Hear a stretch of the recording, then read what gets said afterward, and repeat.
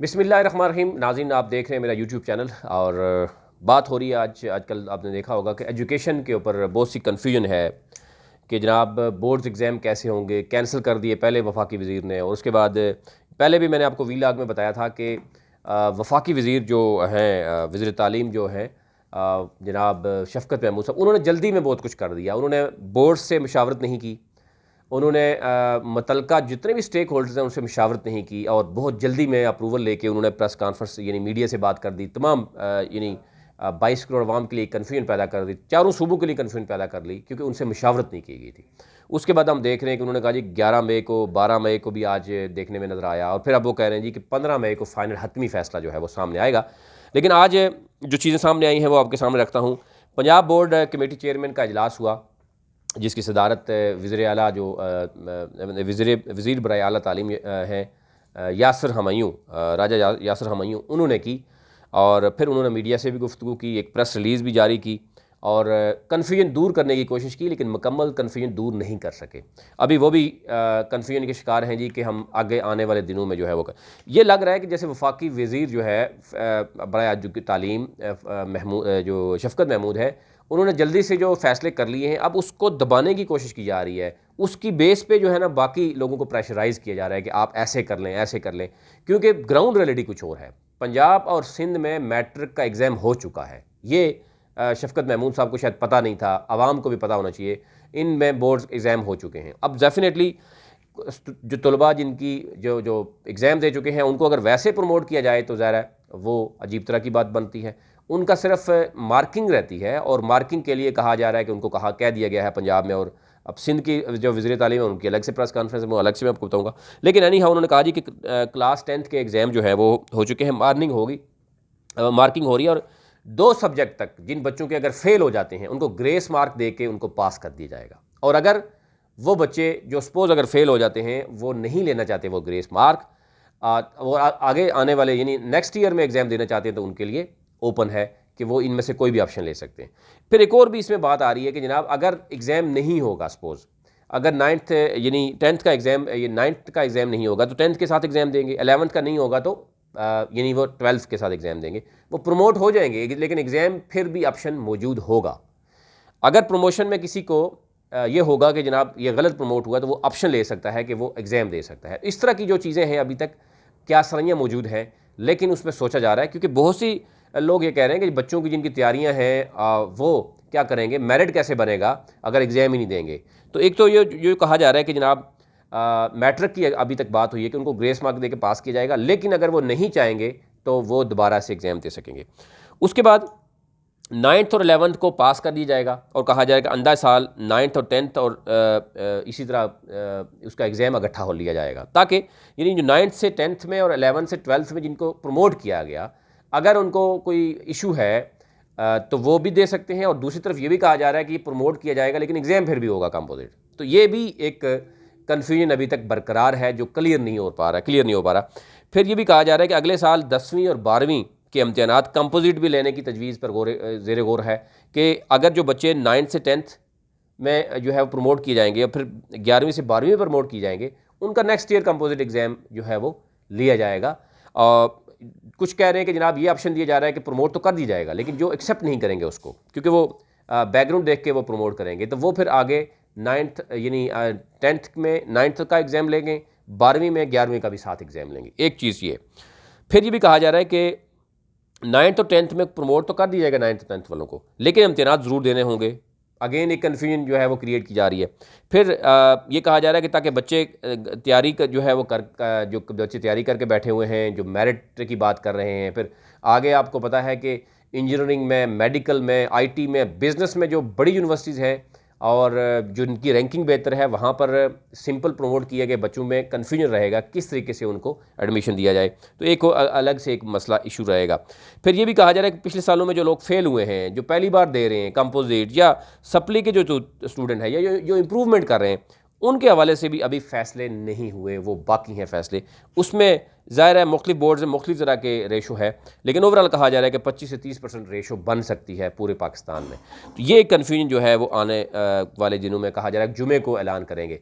लेकिन सिंध हुकूमत ने भी यही कहा कि जनाब मैट्रिक का एग्ज़ाम हम ले चुके हैं और जो फेडरल मिनिस्टर जो एक तरफा उन्होंने फ़ैसला कर लिया, एक कन्फ्यूजन का शिकार नज़र आ रहे हैं कि वो नहीं होना चाहिए। इसके साथ साथ अगर हम बात करें तो हायर एजुकेशन कमीशन के जो चेयरमैन हैं, उन्होंने भी एक जो है वो इजलास तलब किया। ये तीसरा इजलास था इस हवाले से, कोविड-19 के हवाले से जो एक सूरत चल रही है, उसमें यूनिवर्सिटीज़ के तमाम वीसीज़ ने शिरकत की ऑनलाइन। उसमें भी बड़े फ़ैसले हुए। एक तो ये देखा गया कि HEC ने यूनिवर्सिटीज़ को मुख्तलिफ ऑप्शंस पर जो है वो और करने को कहा। उन्होंने कहा जी कि एक तो ऑनलाइन एग्ज़ाम की सेटिंग की जाए, open book system, MCQs, assignments, viva, ये ऑप्शन दिए गए। उनमें से कहा एक या एक से ज़ायद ऑप्शंस पर यूनिवर्सिटी गौर करके फ़ाइनल जो एक हफ़्ते के अंदर अंदर वो अपनी सिफारशात या जो पॉलिसी है उस पॉलिसी को HEC में लेके आए और एक हफ़्ते के बाद मज़ीद जो क्लियर होगा। लेकिन यूनिवर्सिटीज़ के हवाले से एक बात क्लियर होगी कि वो एग्ज़ाम ज़रूर लिया जाएगा। एग्ज़ाम का क्राइटेरिया यानी ऑनलाइन होगा और उस ऑनलाइन में वाइवा भी होगा, उसके बाद MCQs भी होंगे, ओपन बुक सिस्टम का कैसे होगा, यानी ये चीज़ें ऑप्शन मुख्तलिफ यूनिवर्सिटीज़ को दे दी गई हैं। और फिर उसके साथ साथ ये भी देखा जा रहा है, एक बात पे इत्फाक हुआ है कि एग्ज़ाम ज़रूर होगा। एक हफ़्ते में इम्तिहान की पॉलिसी ये देनी होगी तमाम यूनिवर्सिटीज़ को। और फिर ये कहा जा रहा है एक से ज़ायद तरीक़ाकार पर जामियात को पॉलिसी मरतब करने की हिदायत दी गई है कि कोई भी यानी बाउंड नहीं है कि आप यही 4 स्टेप लेंगे, लेकिन अगर कोई अच्छी पॉलिसी सामने आती है तो उसको एक्सेप्ट किया जाएगा। फिर इसी के साथ साथ ये भी देखा जा रहा है कि ये तीसरा इजलास है, लेकिन कुछ चीज़ें सामने अभी तक आ नहीं रही और ये कहा जा रहा है कि ईद से पहले ये ताकि सारी चीज़ें सामने आएँ। 1 जून के बाद ऑनलाइन क्लासेस तमाम यूनिवर्सिटीज़ में कंडक्ट करने की बात की गई है और ऑनलाइन क्लासेस में इससे पहले जो मसाइल आ रहे हैं वो भी हायर एजुकेशन कमीशन के पास आए हैं, उस पर अभी तक कोई रद्द अमल सामने नहीं आया कोई HEC की तरफ से।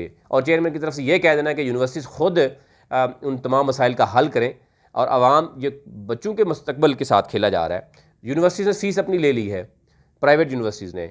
बच्चों को मुश्किलात हैं कि जनाब ऑनलाइन उनका पोर्टल नहीं है, उनके पास इंटरनेट की फैसिलिटी नहीं है, लैपटॉप नहीं है और HEC को अगर कंप्लेंट जाती है तो HEC कहता है कि आप जो यूनिवर्सिटी को कहता है जी आप खुद इसको सॉल्व करें, लेकिन उसके लिए कोई पोर्टल बनाया जाए जहां बच्चों की कंप्लेंट्स आए, उसको सॉल्व भी किया जाए, मुतलका यूनिवर्सिटी को भेजा जाए कि ये स्टूडेंट्स के इश्यूज़ को सॉल्व किया जाए। आप अगर स्टूडेंट के इश्यूज़ को जो स्टूडेंट कंप्लेंट कर रहे हैं उसको डिस्करेज करेंगे, उसको लेने के लिए कोई प्लेटफॉर्म नहीं होगा, तो डेफिनेटली जो है वो इसमें करप्शन भी इन्वॉल्व होने के खदशात ज़ाहिर किए जा रहे हैं कि प्राइवेट यूनिवर्सिटी में बहुत से ऐसे इसमें केसेस आ जाएंगे सामने कि बहुत सी डिग्रीज ऐसे दी जा सकती हैं पैसे के लिए कि वो आइंदा आने वाले दिनों में मज़ीद प्रॉब्लम भी क्रिएट कर सकती हैं।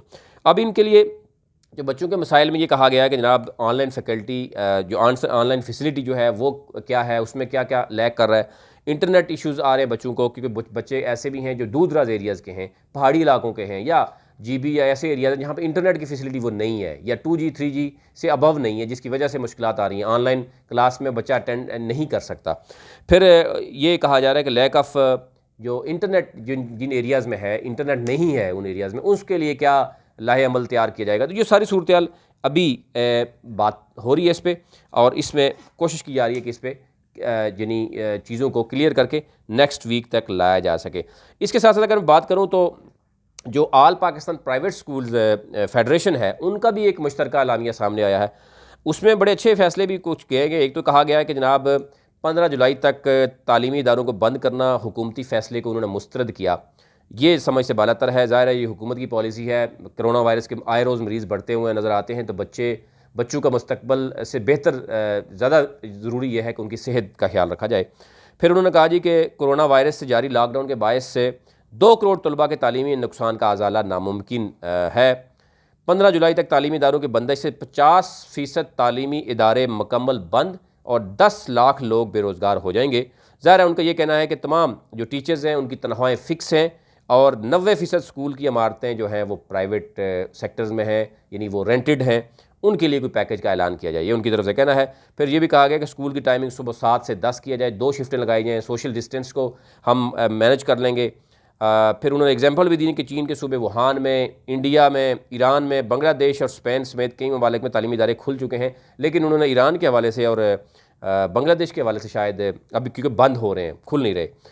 एनी हाउ फिर उन्होंने ये एक बड़ा जो ऑफ़र की है, वो ऑफ़र ये किया है कि स्कूल आइसोलेशन सेंटर्स, यानी 2 लाख प्राइवेट स्कूल्स हैं, अगर उन तमाम स्कूल्स आपके हवाले कर दी जाएँ, प्राइवेट स्कूल्स, वो आइसोलेशन सेंटर बनाए जाएँ, क्वारंटाइन सेंटर्स बनाए जाएँ और 15 लाख टीचर्स जो हैं वो बतौर वॉलंटियर्स जो है वो उन्होंने पेशकश की। और ये पेशकश पहले भी थी कि जनाब टाइगर फोर्स के बजाय आप अगर टीचर्स को या बल्दियाती नुमाइंदों को जो कोई पहले के ट्रेन हैं, बच्चों को जानते हैं, उस एरिया को जानते हैं, तो बड़ा एक अच्छा हो सकता था। लेकिन ये देर आए दुरुस्त आए, अभी तो बहुत लेट ये फ़ैसला किया गया। फिर ये भी कहा गया बोर्ड फीस और फंड्स की मद में 45 लाख तलबा से वसूल शुदा 25 अरब रुपए तलबा को वापस कर दिए जाएँ। ये नहीं, ये एक अलग से मुतालबा किया जा रहा है। एनी हो, ये वो चीज़ें थी जो एजुकेशन से रिलेटेड थी, वो भी सारी आपके सामने रखी हैं। कल मज़ीद जो एजुकेशन के हवाले से होगा वो आपके सामने रखेंगे, ताकि आप आने वाले दिनों में जो एजुकेशन से कन्फ्यूजन आ रही है वो एजुकेशन की कन्फ्यूजन जो है वो मुकम्मल ख़त्म हो सके। लेकिन हम ये देख रहे हैं कि रोज़ाना की बुनियाद पर हर बोर्ड अपना फ़ैसला कर रहा है, हर सूबे में अपना फ़ैसला हो रहा है। फेडरल मिनिस्टर अलग फ़ैसला करके बैठ गए। अब वो कह रहे हैं जी 15 मई तक या कमिंग जुमा जो है वो बड़ा इंपॉर्टेंस रखता है, उस तक जो है वो ये फ़ैसला होगा। आज के लिए इतना ही। मज़ीद जो है वो न्यूज़ स्पेशली एजुकेशन के हवाले से हम आपको अपडेट करते रहेंगे।